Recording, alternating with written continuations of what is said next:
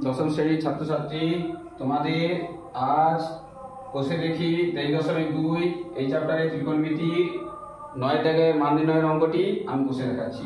1 minus sine square 30 degree 1 plus sine square 45 degree into cos square 60 degree plus cos square 30 degree by cosec 90 degree minus cos square 90 degree ভাজিত sine 60 degree into tan 30 degree. পরপর মানগুলো আমি বসিয়ে নিয়েছি। এইভাবে তোমরা মানগুলো আগে বসিয়ে নেবে।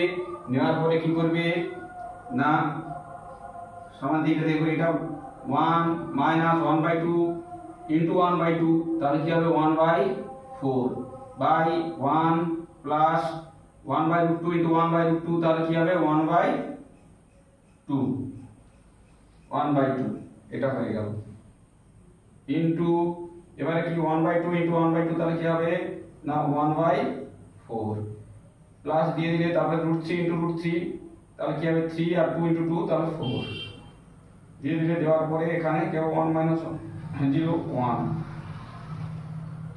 ডিভাইডেড √3 একের √3, তাহলে 1/2 হয়ে গেল। এবার সমান দিলে এটাকে একটু ভগ্নাংশে যোগ বিয়োগ করে নিতে হবে। লাইন দিয়ে দেওয়ার পর এখানে 4 মাইনাস 4 মাইনাস 1 নিচে হবে 2 প্লাস 1 ইন্টু, এটাও একটু ভগ্নাংশে 4 1 প্লাস 3 বাই 1 ডিভাইড বাই 1/2, এটা হয়ে গেল। এবারে কি করবে না, সমান দিয়ে এখানে কি করবে 4 মাইনাস 1, তাহলে 3/4 বাই 3/2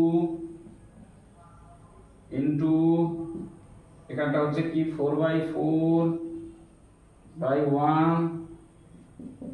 1/2 ইজিক্যাল টু দিয়ে দিবে। এখানে দেওয়ার পরে কি করবে না 3/4 ইন্টু 2/3 ইন্টু 4/4 ইন্টু 1/2, তাহলে কি হবে, এটা কাটাকাটি করে নিতে হবে।